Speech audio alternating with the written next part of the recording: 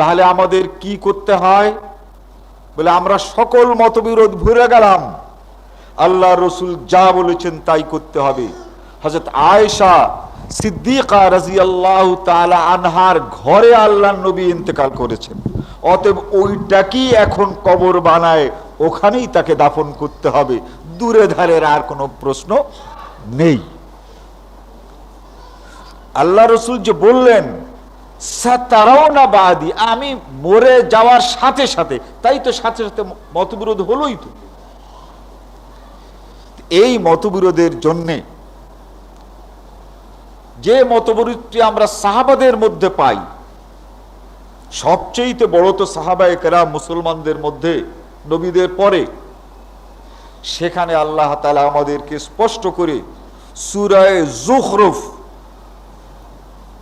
43 নম্বর সূরার 43 নম্বর আয়াত, ফাস্তামসিক বিল্লাযী উহিয়া ইলাইক, আল্লাহর নবীকে বলেছেন আমি তোমার কাছে যা ওহী করেছি সেই ওহীর উপরে দৃঢ় এবং মজবুত থাকবে।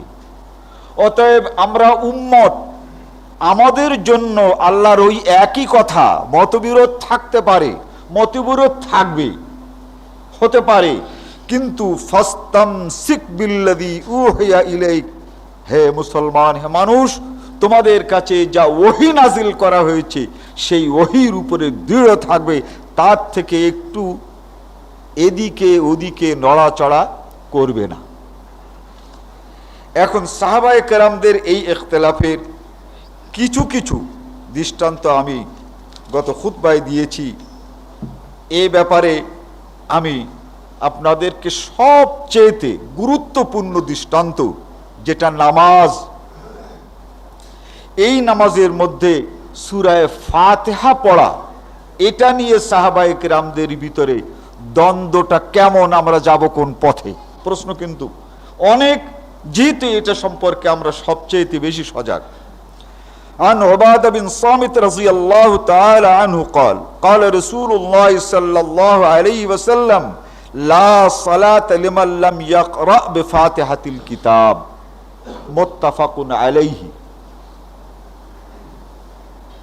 মিশকাতের মধ্যে 2 নম্বর খণ্ডে নামাজের অধ্যায়ে কেরাত কোথায় পড়তে হবে তার 1 নম্বর হাদিস, বাবুল কেরাতের 1 নম্বর হাদিস।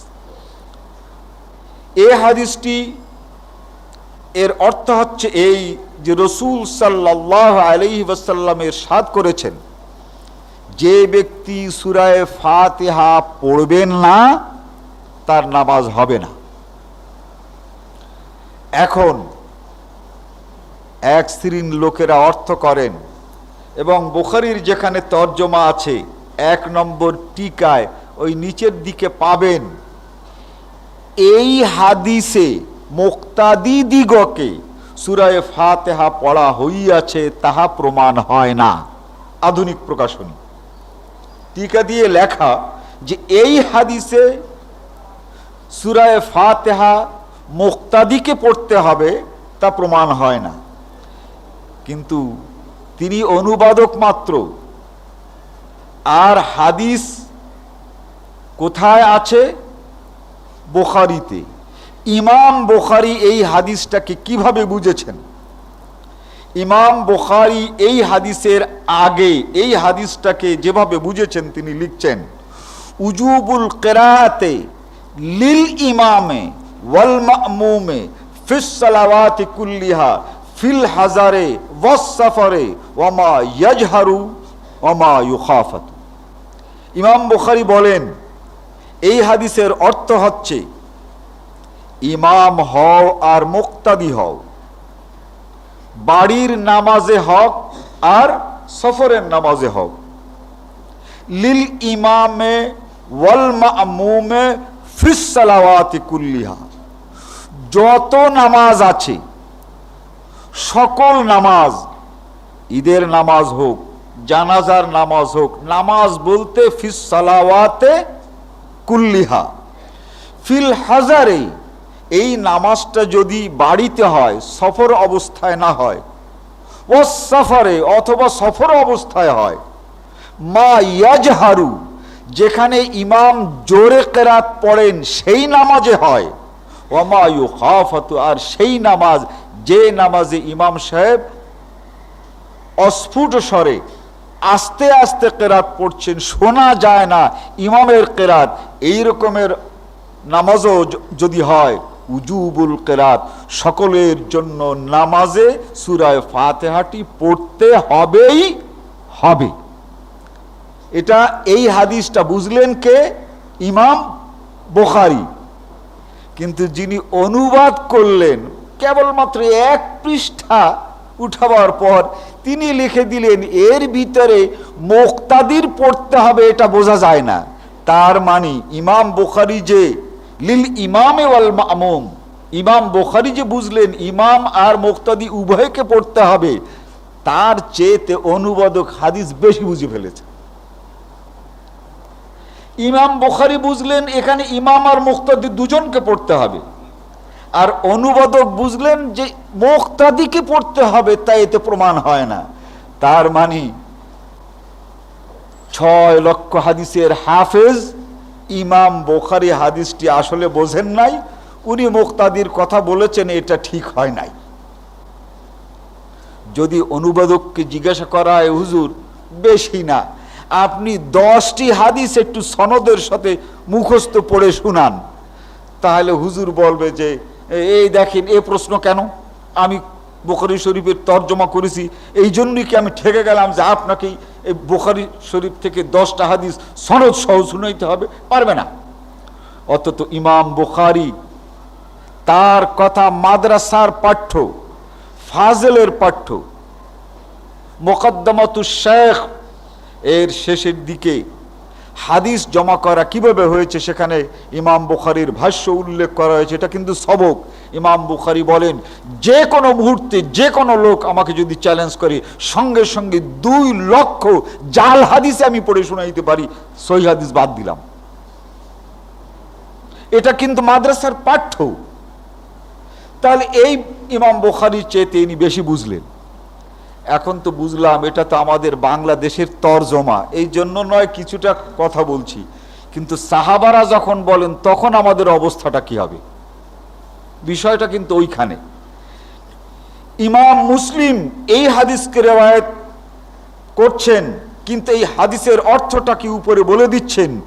উজুবুল কিরাতে, উজুবু কিরাতে ফাতিহাতিল কিতাব ফি কুল্লি রাকাতিন, দুনিয়ায় কোন জায়গাতে যদি নামাজ হয় আর সেই নামাজে এই সূরা ফাতিহা একান্তই পড়তে হবে, কে? ইমাম মুসলিম। অথচ আমাদের দেশের অনুবাদক সাহেব বললেন এর ভিতরে যে মুক্তাদিকে পড়তে হবে এ পেলাম না। ইমাম আবু দাউদ বলছেন মান তারাকাল কিরাতা ফি সালাতিহি বিফাতিহাতিল কিতাবে ফাহিয়া ফাসিদাতুন, যে ব্যক্তি নামাজ পড়বে সে মুক্তাদি হোক আর ইমাম হোক, সে যদি সূরা ফাতিহা না পড়ে তার ওই নামাজই বাতিল। ফাহিয়া ফাসিদাতুন, আবু দাউদ। ইমাম তিরমিজি বলছেন আবওয়াবুস সালাতি লা সালাতা ইল্লা বিফাতিহাতিল কিতাব, যে ব্যক্তি নামাজ পড়বে আর সূরা ফাতিহা পড়বে না তার ওই নামাজটা নামাজই হবে না। ইমাম নাসাই সুনানুল কুবরা কিতাবুল ইফতিতা ইজাবু, তিনি বলছেন এই হাদিসটি বর্ণনার আগে তার ব্যাখ্যা দিচ্ছেন, ইজাবু ফাতিহাতিল কিতাবে ফিস সালাত, এরপরে আবার অর্থ করেন আমি বললাম কি শোনো, কিরাআতু উম্মিল কোরআন খালফাল ইমাম, সূরা ফাতিহা না পড়লে নামাজ হবে না, তার মানে আবার আমার কাছ থেকে শুনে রাখো, কিরাআতু উম্মিল কোরআন খালফাল ইমাম ফিমা জাহারা বিহিল ইমাম, ইমাম যদি জোরে জোরেও সূরা ফাতিহা পড়েন তবুও মুক্তাদিকে এই উম্মুল কোরআন সূরা ফাতিহা পড়তেই হবে। ইমাম ইবনে মাজাহ এই হাদিসটি উল্লেখ করে বলছেন কিতাবুস সালাত ইকামাতুস সালাত ওয়া সুন্নাতিহা, এর ভিতরে উল্লেখ করে বাব বলছেন কিরাআতু খালফাল ইমাম জেনে রাখো, খবরদার, ইমামের পেছনে সূরা ফাতিহা পড়া, এই বলে তিনি হাদিসটাকে উল্লেখ করেছেন। এখন আমরা তো বুঝলাম, মুহাদ্দিসিনরা বুঝলেন, বিরোধ আসলো কোথায়? বিরোধ সাহাবাদের মধ্যে যেখানে বিরোধ আসছে, এখন আমরা করব কি? আবু ইব্রাহিম আত-তাইমি আন্নাহু قال سألت عمر بن الخطاب رضي الله تعالى عنه عن القراءة خلف الإمام।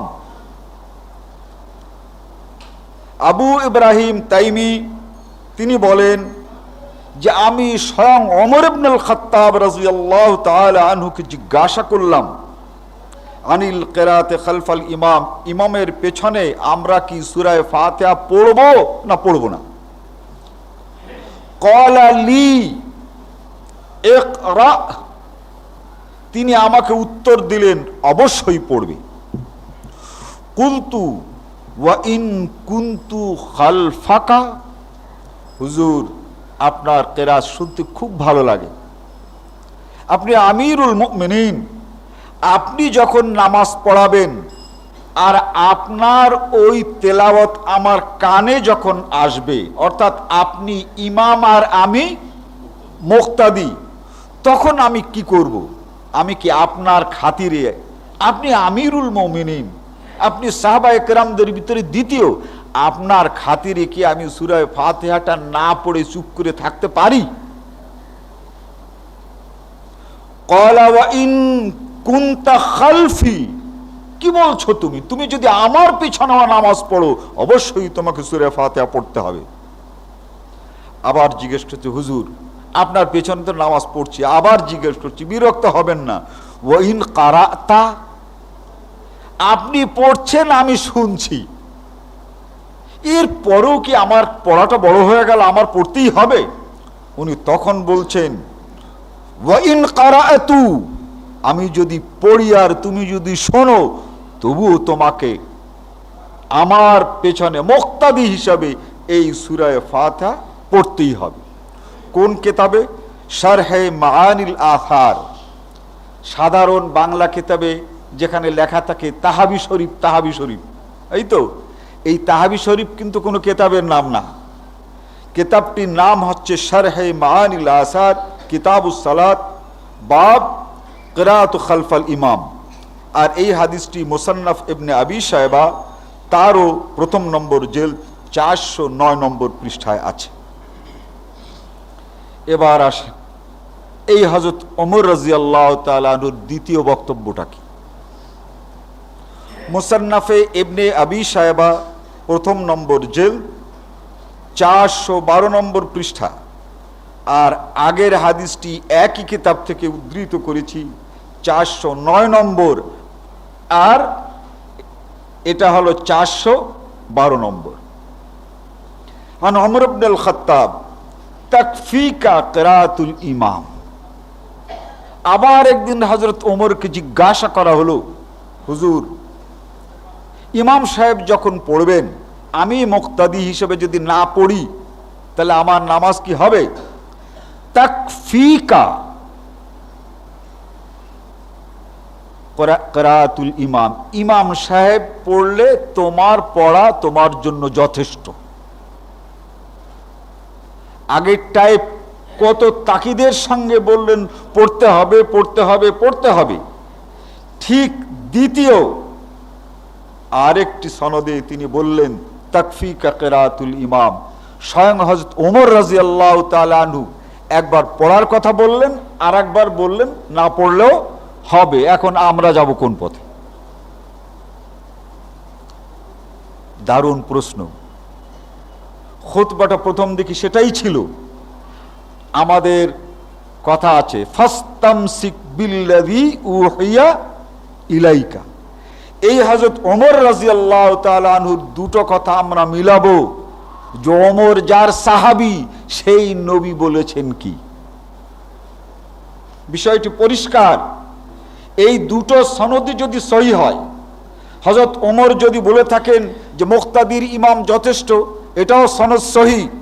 আবার আর একবার বলেছেন যে না, মুক্তাদি হলেও তোমাকে সূরা ফাতিহা পড়তে হবে। মেনে নিলাম, সনদ সহি, দুইটাই সহি। এখন দুটেই কিন্তু কথা হযরত ওমরের দুই রকমের।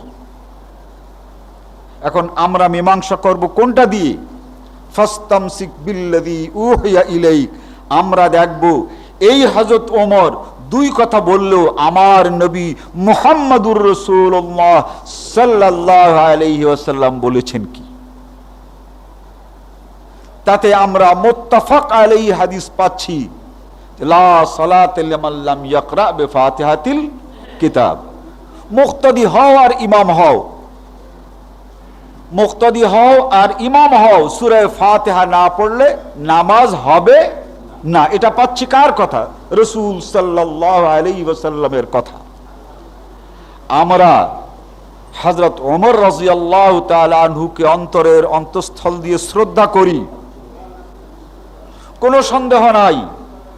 তাই বলে আল্লাহর নবীর বিপক্ষে কোনো কথা যদি হযরত ওমরেরও পাই, তাহলে এটাকে গ্রহণ করা যায় না।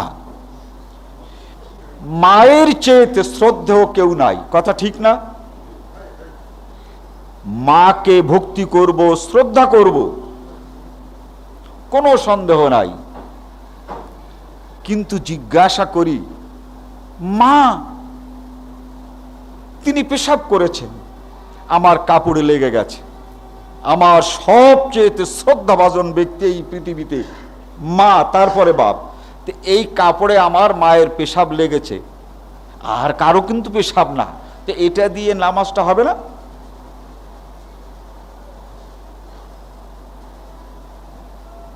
এটা দিয়ে কি নামাজ হবে? হবে না।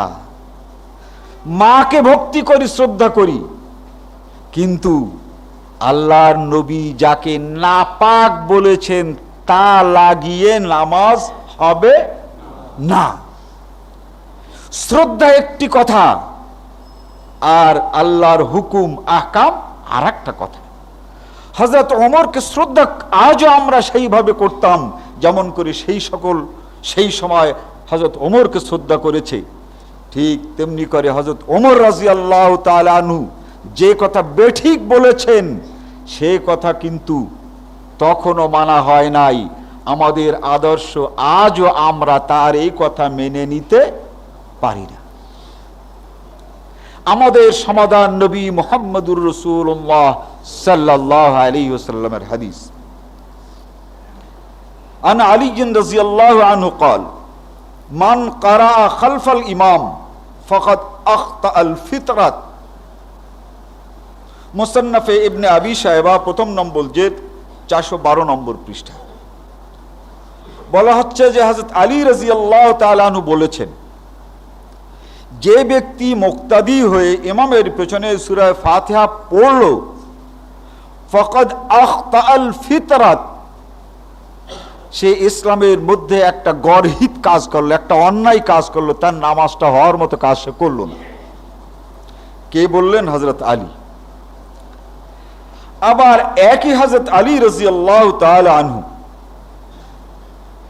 410 পৃষ্ঠায় আন আলী আন্নাহু قال يقول يقرأ الإمام ومن خلفه في الظهر والعصر في الركعتين الأوليين بفاتحة الكتاب والسورة وفي الأخرين بفاتحة الكتاب। 410 নম্বর পৃষ্ঠা মুসান্নাফে ইবনে আবি শায়বা 407 নম্বরেও আছে, 409 নম্বরেও আছে।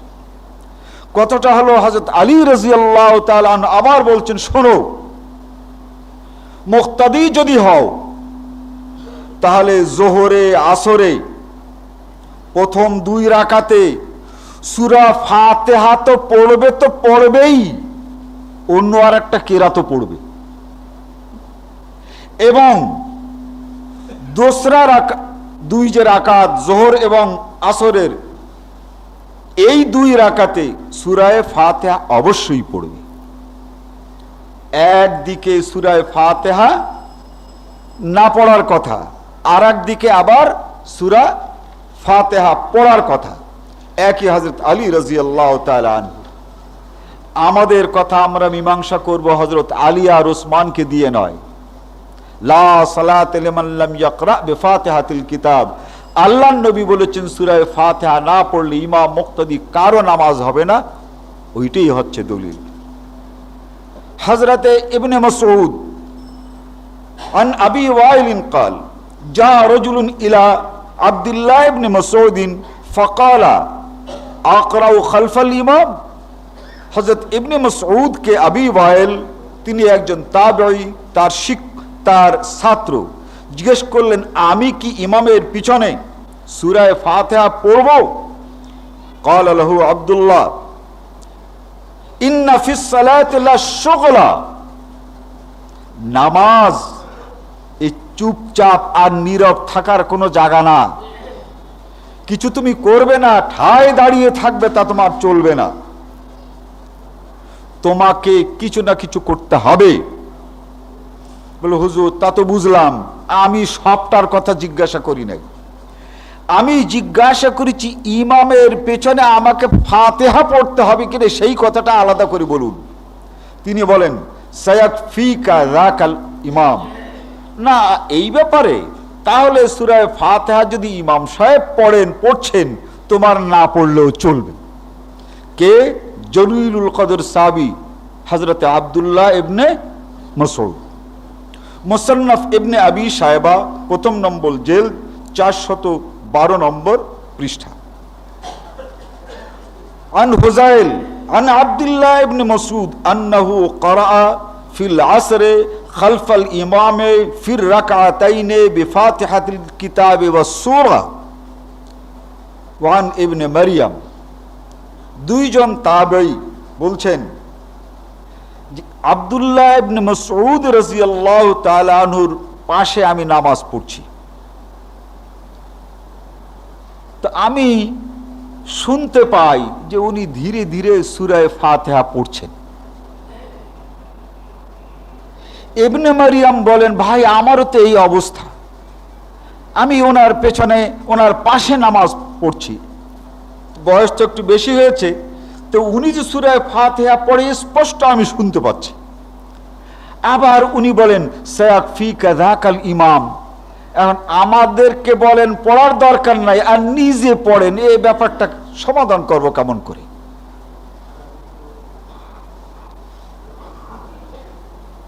ইবনে মাসউদ রাদিয়াল্লাহু তাআলা আনহুর এখানে কথা আর আমলের মধ্যে আমরা দেখলাম যে এক তিনি পড়েন, আবার আরেকজনকে বলেন যে না পড়লেও হয়। ঠিক এরকমের অবস্থা অনেক সময় কিন্তু হয়ে বসে। আমাদের একটি মাত্র কথা যে ইবনে মাসউদ রাদিয়াল্লাহু তাআলা আনহু তিনি জলিলুল কদর সাহাবী, সম্মান ও শ্রদ্ধা করব, কিন্তু যে কথাটি আমরা রাসূল সাল্লাল্লাহু আলাইহি ওয়াসাল্লামের সহিহ হাদিসের বিপরীত পাবো, তাদের কথাগুলো সহিহ রিওয়ায়াতের সঙ্গে পাওয়ার পরেও আমরা সহিহ হাদিস মানব যেটা রাসূলের, সাহাবাদের সেখানে আমরা মানব না। কিন্তু যেখানে এমন দেখব যে সাহাবাদের কথা আছে কিন্তু রাসূলের কথা আমরা খুঁজে পাচ্ছি না, রাসূলের সমাধানটা খুঁজে পাচ্ছি না, কিন্তু সেখানে সাহাবাদের একটি সমাধান আছে, যদি সেটা সহিহ সনদের সঙ্গে পাই তাহলে আমরা সাহাবাদের ওই সনদ আমাদের বুদ্ধি বিবেচনা এবং আমাদের সব কিছুর ঊর্ধ্বে সাহাবাদের এই কথাটাকে আমরা স্থান দিতে পারি। যেহেতু আমরা রাসূলের কোনো কথা পাচ্ছি না, কোরআন শরীফ থেকেও কোনো হেদায়েত পাচ্ছি না, কিন্তু হযরত আবু বকরের একটা কথা পাচ্ছি, হযরত ওমরের কথা পাচ্ছি, হযরত ইবনে মাসউদের কথা পাচ্ছি। সেখানে যখন হাদিস পাচ্ছি না, কোনো সাহাবীর কথা পাচ্ছি, তখন আমাদের মেনে নিতে আমরা বাধ্য, আপত্তি আমরা করব না। কিন্তু আল্লাহর রাসূলের সহিহ সনদের সঙ্গে কোনো কথা যদি সাহাবাদের কথার সঙ্গে বিপরীত হয়, সেখানে সাহাবাদেরকে আমরা মেনে নিতে পারছি না। হযরত ইবনে আব্বাস আন ইবনে আব্বাস قال لا تدع ان تقرا خلف الامام। এখন আরেকজন সাহাবী হযরত ইবনে মাসউদ একবার বললেন পড়তে হবে না, আবার নিজে পড়েন, আর হযরত ইবনে আব্বাস রাদিয়াল্লাহু তাআলা আনহু বলেন খবরদার খবরদার ইমামের পেছনে সূরা ফাতিহা লা তাদা, কোনোদিন ছাড়বে না, কখনো ছাড়বে না। দুই সাহাবী দুই রকমের কথা বলছেন, আর আগের গুলো ছিল এক সাহাবীর দুই রকমের কথা। এখন একদিকে ইবনে মাসউদের কথা, আর একদিকে হযরতে ইবনে আব্বাসের কথা। কার কথা আমরা ফেলবো? আমরা দেখব যে আল্লাহর রাসূল এখানে কি বলেছেন। আন ইজার ইবনে হুরাইরাস আল-উবাইদি আন ইবনে আব্বাস قال اقرأ خلف الامام বিফাতিহাতিল কিতাব। বলে শোনো, আমি যে কেরাতের কথা বলছি, পড়ার কথা বলছি, ভুল ভাববে না। পড়তে হবে তোমাকে ইমামের পিছনে সূরা ফাতিহা অবশ্যই পড়তে হবে। তাহলে হযরত ইবনে আব্বাসের মত হলো একটা, আবার দেখা যায় ইবনে মাসউদ রাদিয়াল্লাহু তাআলা আনহুর মত হলো একটা। এখানে আমরা নবী মুহাম্মদুর রাসূলুল্লাহ সাল্লাল্লাহু আলাইহি ওয়াসাল্লামের মতকে প্রাধান্য দেব। আন আতা ইবনে ইয়াসার আন যায়েদ ইবনে সাবিত লা কিরাতা খালফাল ইমাম। যায়েদ ইবনে সাবিতের মতো একজন সাহাবী, তিনি বলছেন ইমামের পিছনে সূরা ফাতিহা পড়ার দরকারই নাই। মুসান্নাফে ইবনে আবি শায়বা 412 নম্বর পৃষ্ঠা, প্রথম নম্বর খণ্ড। যে হাদিসগুলোকে সাহাবাদের রেওয়ায়াতের ক্ষেত্রে কমপক্ষে হাসান পাওয়া যায় সেগুলোই কেবল উল্লেখ করেছি, জয়ীফগুলো উল্লেখ করি নাই। অন্যদিকে মুসা ইবনে সাঈদ আন যায়েদ ইবনে সাবিত قال মান ক্বারা খালফাল ইমাম ফালা সালাত লাহু। যায়েদ ইবনে সাবিত বলেন, যে ব্যক্তি ইমামের পেছনে সূরা ফাতিহা পড়লো তার নামাজটাই বাতিল। ইনি একজন সাহাবী। আর হযরত ইবনে আব্বাস বলেছিলেন যে সূরা ফাতিহা যে ব্যক্তি ইমামের পেছনে পড়লো না তার নামাজ বাতিল। এখন এই দুই বাতিলের আমরা করব কি? ফাস্তামসিক বিল্লাযী উহিয়া ইলাইক। আমরা যায়েদ ইবনে সাবিতকে সম্মান করি, শ্রদ্ধা করি, কিন্তু দেখতে হবে যে নবী মুহাম্মদুর রাসূলুল্লাহ সাল্লাল্লাহু আলাইহি ওয়াসাল্লামের সহি সনদে, বিশুদ্ধ সনদে তার হাদিস আছে কি। তার যেটা আছে সেটাই গ্রহণ করব, সাহাবীর ওটা গ্রহণ করব না। কিন্তু কখনো সাহাবীদের বুদ্ধে কোনো রকমের পর্যালোচনা সমালোচনায় আমরা যাব না। বলবো যে তিনি সাহাবী, তিনি কেন এটা বলেছেন, কিভাবে বলেছেন উনিই জানেন, এই ব্যাপারে আমাদের বেশি বক্তব্য নাই। কিন্তু যেহেতু এই কথাটা সাহাবীর হলেও রসুলের হাদিসের সাথে মিল নাই, তাই আমরা এটা গ্রহণ করতে পারলাম না। ঠিক যায়েদ ইবনে সাবিতের বিপক্ষে আন সাওবানা আন যায়েদ ইবনে সাবিতিন قال لا يقرأ خلف الإمام إن جهر وإن خاف। নামাজ জোরে আর আস্তে যেভাবেই হোক, খবরদার খবরদার সূরা ফাতিহা পড়বেন। আন উবাদা বিন সামিত, তিনি এই যায়েদ ইবনে সাবিতের মতো আর একজন জলিলুল কদর সাহাবী। আন মাহমুদুর রবি قال صليت إلى جنب عبادة بن صامت قال فقرأ بفاتحة الكتاب। হযরতে উবাদা বিন সামিত রাদিয়াল্লাহু তাআলা আনহু, তিনি নামাজ পড়ছেন আর তার পাশে আমি দাঁড়িয়ে নামাজ পড়ছি। আমি স্পষ্ট শুনতে পাচ্ছি যে তিনি সূরা ফাতিহা মুক্তাদি হয়ে পড়ছেন। ফাকুলতু লাহু ইয়া আবা ওয়ালিদ আলাম আসমাউকা তাকরাউ বিফাতিহাতিল কিতাব। আমি আপনার পাশে ছিলাম, আমি কি শুনতে পেলাম আপনি সূরা ফাতিহা পড়েছেন? অর্থাৎ আপনি যে সূরা ফাতিহা পড়েছেন আমি যে শুনলাম, এটা কি ঠিক? আপনি সূরা ফাতিহা পড়েছেন, আমি কিন্তু শুনেছি। তো আমার সন্দেহ দূর করতে চাই, আপনি যা পড়েছেন সেটা কি সূরা ফাতিহা? ক্বালা আজাল। তিনি বলেন অবশ্যই, হ্যাঁ আমি সূরা ফাতিহা পড়েছি। বলি কেন? তিনি উত্তর দেন ফাইন্নাহু লা সালাতা ইল্লা বিহা। সূরা ফাতিহা ছাড়া নামাজ কোনো নামাজি নামাজ বলে গণ্য হয় না। মুসান্নাফ ইবনে আবি শায়বা জিলদে আউয়াল 411 নম্বর পৃষ্ঠা। এভাবে মুসান্নাফে আব্দুর রাজ্জাক, অন্যান্য আরো কিতাবগুলোতে মুস্তাদরাক ইত্যাদিতে এ ধরনের হাদিস পাওয়া যাবে যেটা সাহাবায়ে কেরাম তাদের কথার সঙ্গে অনেক জায়গাতে সহি হাদিসের মিল হবে না, তখন আমরা করব কি? তখন আমাদের একমাত্র করণীয় হচ্ছে নবী মুহাম্মদুর রাসূলুল্লাহ সাল্লাল্লাহু আলাইহি ওয়াসাল্লামকে মানা। এভাবে এই যে চুলচেরা বিচার করে মানা, জিজ্ঞাসা করা এবং জানা পড়া, এর নামই হচ্ছে কিন্তু আহলুল হাদিস।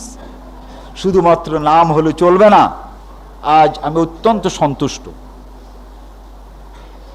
হয়তো পরশু হবে, আমার কাছে কয়েক বন্ধু গিয়ে হাজির হয়েছেন। আমরা এখানে আল্লাহু আকবার শেষের দিকে একবার বলি, কিন্তু অনেক জায়গায় দুইবার করে বলছে। আবু দাউদে হাদিস আছে, তার তর্জমা হয়েছে, এরপরেও কেন আমরা বলি? এই প্রশ্ন উত্থাপন করা, এই জিজ্ঞাসা করা, এটা যে কত জরুরি। আহলে হাদিসদের একটাই দাওয়াত ছিল যে মুখ বুঝে কোনো কথা মানা যাবে না, জানো, বোঝো, মানো। এইটা সর্বপ্রথম দূর করেছে ইহুদিরা মুসলমানদের অন্তর থেকে। মুরব্বীদের কাছে কিছু জিজ্ঞাসা করা যাবে না, অত বড় মুরব্বী জিজ্ঞেস করা যায়? ইহুদিরা এরা মুসলমান সেজেছে, আর এই নকল মুসলমানগুলো তারা তাদের ওস্তাদ বানিয়েছে। এই ওস্তাদ সমাজে নিয়ে গেছে। আসলে কিন্তু ওস্তাদও ইহুদি আর শাগরেদরাও ইহুদি। সেখানে জাল হাদিস শুনিয়েছে। এরপরে যখন প্রশ্ন দেখা দিয়েছে যে আগের যে ইমাম সাহেব ছিলেন, বা অমুক মৌলানা সাহেব ছিলেন, বা অমুক মসজিদের থেকে যেতে শুনে আসলাম, সেইটা তো আর এই হুজুরের কথার সাথে মিল হয় না। এখন বলে যে ভাই, বলে কি ব্যাপার? বলে যে ইনি যেটা বলছেন, চুপ, খবরদার, মুরব্বির বুদ্ধি কোনো কথা বলা যায়? হাদিস তো তৈরি করতে পারে না, গোলেস্তা বস্তা তৈরি হয়ে যায়। মুরব্বিদের বুদ্ধে যে কথা বলে, আল্লাহর রহমত তার উপর থেকে চলে যায়। তারা কবিতা রচনা করেছে, কবিতা যেহেতু পড়া যায় না তাই পড়লাম না। তার বাংলা অর্থ হচ্ছে, যারা মুরব্বির সঙ্গে বেয়াদবি করে, আল্লাহর রহমত তাদের উপর থেকে উঠে যায়। অতএব উনি হচ্ছেন মুরব্বী মানুষ, কোনো কথা বলা যাবে না, ওই শুনেই চলে যায়। এই প্রবণতাটা একমাত্র নবী মুহাম্মদুর রাসূলুল্লাহ সাল্লাল্লাহু আলাইহি ওয়াসাল্লাম থেকে শুরু করে আহলে হাদিসদের ভিতরেই জাগ্রত ছিল। আল্লাহ রাসূল নিজে খুতবা দিচ্ছেন, 12 বছরের দাঁড়িয়ে যে বলছে, ইয়া রাসূলুল্লাহ, আপনি আমাদেরকে বলেছেন ইহুদি এবং নাসারাদের সঙ্গে যেন আমাদের কোনো কাজের মিল হয় না। বলে হ্যাঁ বলেছি। তো গতদিন যে মুহররমের রোজাটা রেখেছেন, তাও তো ওরাও রেখেছে একটা, আর আপনিও রেখেছেন একটা, আমরাও রেখেছি একটা। এই রোজায় এক রোজায় যে মিল হয়ে গেল। মানে মুহররমের রোজা ইহুদিদেরও একটা আর মুসলমানদেরও একটা, নবীরও একটা আর ইহুদিদেরও একটা। অথচ আপনি বলেছেন যে ওদের সঙ্গে আমাদের মিল হবে না। আল্লাহ রসুল উত্তর দিন কত সুন্দর, লাইন বাকিতু ইলা কাবিলিন। ইবনে আব্বাস সত্যই বলেছ, আমি যদি আগামী বছর বেঁচে থাকি, লাইন বাকিতু ইলা কাবিলিন লা আসুমু মিনাত তাসিক, তাহলে আগামী বছর আমি 9 তারিখে রোজা থাকবো আর 10 তারিখে রোজা থাকবো, দুটো রোজা থাকবো, আর ইহুদিদের সঙ্গে আমাদের মিল হবে না। আর আমাদের দেশে কোনো হুজুর যদি উঠতেন আর বলতেন, এই মেয়ে বসো, এই 10-12 বছর বয়স, এখনো দুধের গন্ধ যায় নাই, আর বেয়াদবি। হযরতে আবু বকর সিদ্দিক রাদিয়াল্লাহু তাআলা আনহু, তিনি হযরত ফাতেমা রাদিয়াল্লাহু তাআলা আনহার মিরাজ দিতে চান নাই। সঙ্গে সঙ্গে গিয়ে সাহাবায়ে কেরাম যুবকরা যে জিজ্ঞাসা করছে যে, হে আমিরুল মুমিনিন, খলিফাতুল মুসলিমিন, আপনি ফাতেমাকে ফেদেকের ওই বাগান দিচ্ছেন না? ওটা তো ওর বাপের বাগান। বলে হ্যাঁ, ওর বাপের বাগান। অর্থাৎ রসুলের বাগান ছিল, এখন ফাতেমা পাবে, দেন না কেন? বলছে ঠিক, তোমরা যে আমার কাছে এই প্রশ্ন করতে এসেছো, এই প্রশ্ন জানো না আমার নবী এর জন্য কত সন্তুষ্ট হচ্ছেন। হযরত আবু বকর সিদ্দিক রাদিয়াল্লাহু তাআলা আনহুর ইতিহাস আহমদুল মক্কি যেটা লিখেছেন, আবু বকর কেঁদে ফেলেন, তোমরা যে আমার কাছে জিজ্ঞাসা করতে এসেছো, তোমরা বুঝতে পারছো না ওই শাহিদ নবী তোমাদের উপরে কত সন্তুষ্ট। বলে কেন বুঝতে পারলাম না? যে আমার কাছে জিজ্ঞাসা, এই যে জিজ্ঞাসা, এটাই ছিল আল্লাহ নবীর নিসফুল ইলম। এই জিজ্ঞাসা করে আমরা অর্ধেক জেনেছি, আর অর্ধেক আল্লাহ নবী বলেছেন। তাহলে শোনো, আল্লাহ নবী নিজে বলেছেন, ইন্নান নবিয়্যা লা ইয়ারিসু ওয়ালা ইউরাসু, মুসলিম শরীফের সহিহ হাদিস। আল্লাহ নবী বলে গেছেন, নবী মরে গেলে তার সম্পত্তি ও মিরাস হয় না, আর যদি নবীর বাপ মরে যায় তো নবী ওই বাপের কোনো অংশ পায় না। এটা আল্লাহ নবীর হাদিস। বলো এইটা আমি মানছি, এখন তোমরা আমার সম্পর্কে কি বলো? তারা বললেন যে আপনি হাদিস মানছেন, এরপরে আমাদের বক্তব্যের কি থাকে? হযরত ওমর রাদিয়াল্লাহু তাআলা আনহু তিনি খুতবা দিচ্ছেন, বলছেন শোনো ভাই সব, পয়সা কড়ির খুব অভাব সমাজে, অতএব যারা মেয়েরা বিয়ে করবে তারা 200 দিরহামের বেশি কিন্তু মহরানা নেবে না, মহরানা নেবে মাত্র 200 দিরহাম।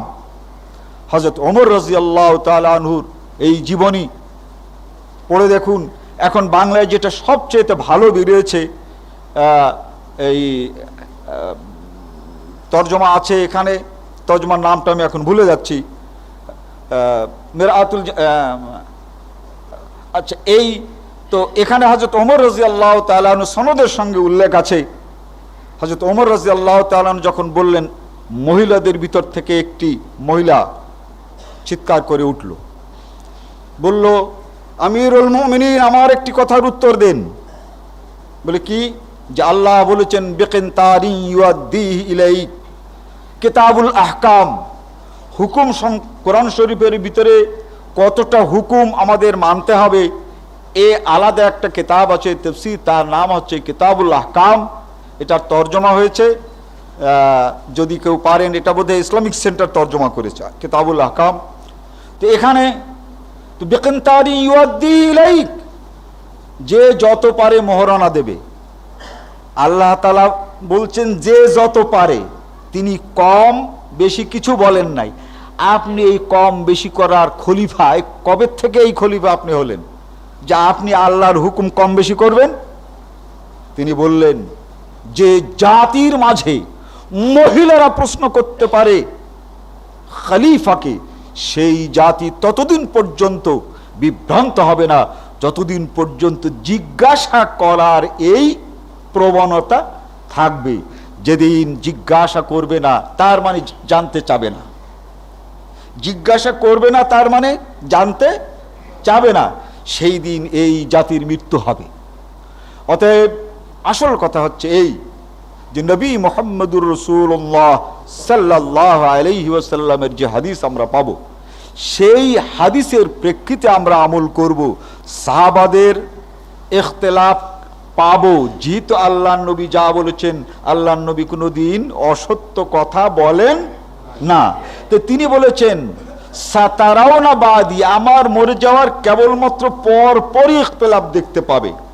অতএব এই মতবিরোধ দেখা স্বাভাবিক, কিন্তু সমাধান হচ্ছে আল্লাহর নবীর হাদিস, আল্লাহর কোরআন ও রসুলের হাদিস। এই যে নীতি আর আদর্শ, এটা সাহাবায়ে কেরাম থেকে শুরু করে সকলের মাঝে হবে ইনশাআল্লাহ রহমান। আমি আগামী জমাতে যদি আল্লাহ তাআলা তৌফিক দেন, তাহলে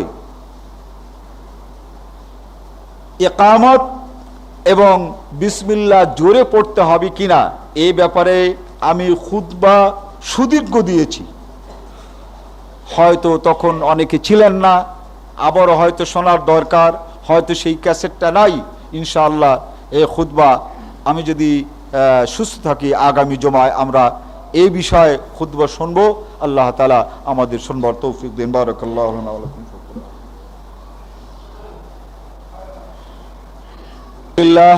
আলহামদুলিল্লাহ নাহমাদুহু ওয়া নাস্তাঈনুহু ওয়া নাস্তাগফিরুহু ওয়া নু'মিনু বিহি ওয়া নাতাওয়াক্কালু আলাইহি ওয়া নাউযু বিল্লাহি মিন শুরুরি আনফুসিনা ওয়া মিন সাইয়্যাতি আ'মালিনা মান ইয়াহদিহিল্লাহু ফালা মুযিল্লা লাহু ওয়া মান ইউযলিলহু ফালা হাদিয়া লাহু ওয়া নাশহাদু আল লা ইলাহা ইল্লাল্লাহু ওয়াহদাহু লা শারীকা লাহু ওয়া নাশহাদু আন্না মুহাম্মাদান আবদুহু ওয়া রাসূলুহু আম্মা বা'দ।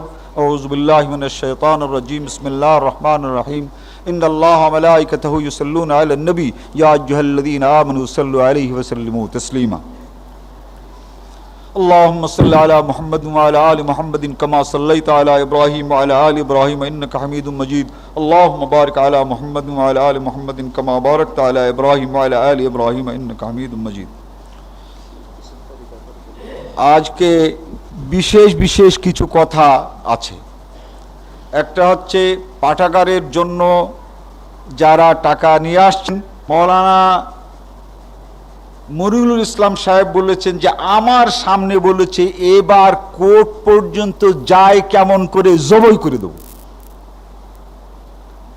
এখন তাই যদি আল্লাহ তাআলা, আপনারা কেউ কিন্তু ঠেকাতে পারবেন না, কিন্তু ঠেকাবার চেষ্টা না করলে আল্লাহর কাছে সবাই দায়ী হতে হবে। কেউ সংবাদ দিয়েছে কেতাব নেবে না, কেতাব ওই একা যায় যাক, কেতাব কেড়ে নেব বলবে কি সেই সময় দেখা যাবে। এইগুলো সত্যও হতে পারে আর মিথ্যাও হতে পারে।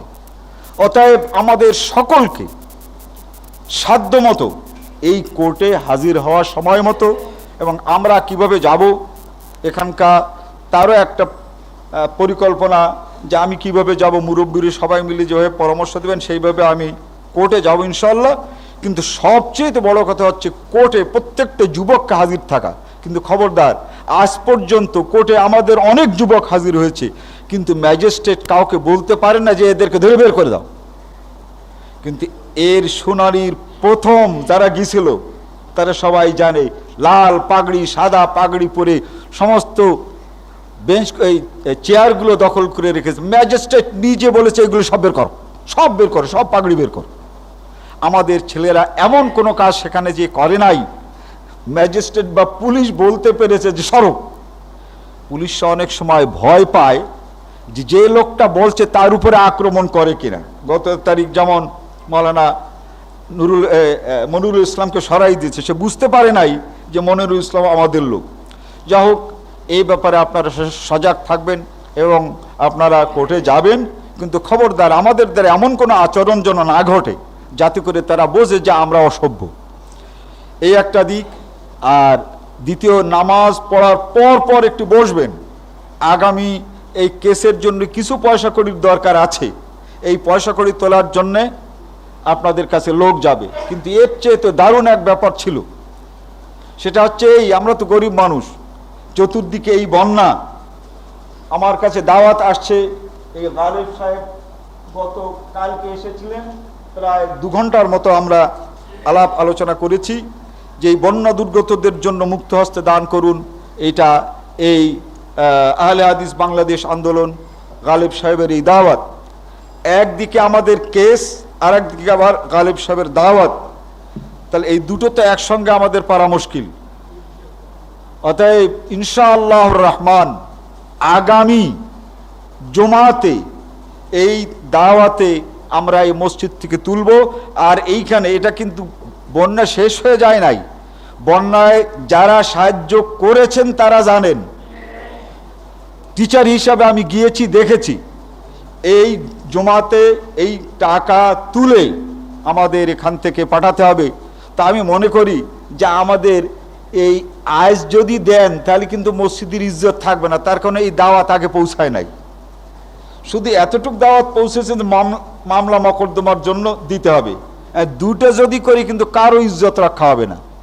তো আগামী জমাতে আর এর আগেও এই বন্য দুর্গতদের জন্য যারা দিতে পারেন তারা দেবেন, এবং যদি সরাসরি দিতে চান তাহলে বাবুর কাছে দেন, আর নতু আমার কাছে দেবেন, আমি সরাসরি তাদের কাছে পৌঁছে দেব।